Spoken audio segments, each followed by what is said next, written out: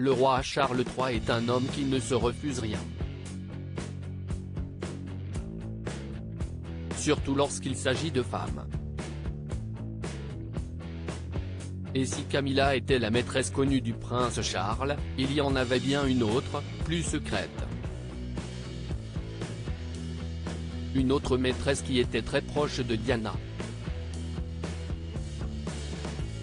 Lady Dale-Elisabeth Tryon partageait donc le lit de Charles, avec Camilla et la princesse des cœurs, épouse officielle.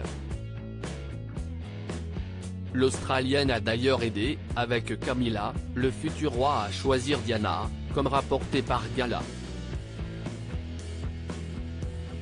Une femme qui avait de vieux démons, et qui a fini par se défenestrer. Révélation. Si Diana a toujours détesté Camilla Parker Bowles, nouvelle reine consort, elle adorait Lady Dale-Elisabeth Tryon, et portait même certaines de ses créations.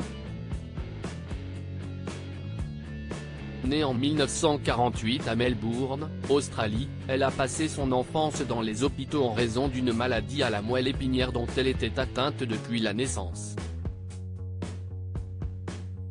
Elle s'est installée à Londres au début des années 1970 et y a épousé un ami du prince de Galles, Lord Tryon.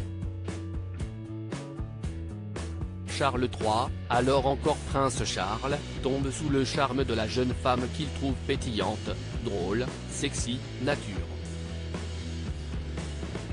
Elle est la seule femme qui me comprend vraiment, aurait confié le père de William et Harry à son sujet.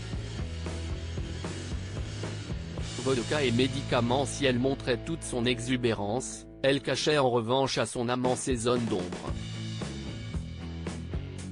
Créatrice de vêtements et maman de 4 enfants, elle était dépressive chronique.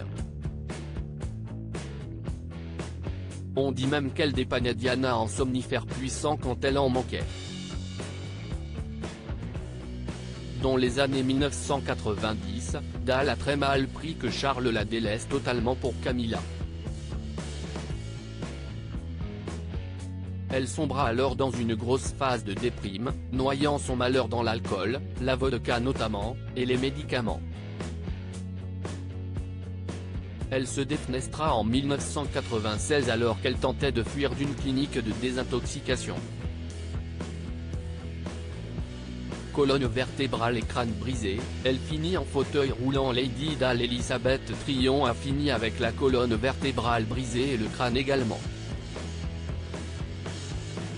En fauteuil roulant, elle a ensuite dû faire face à la demande de divorce de son époux.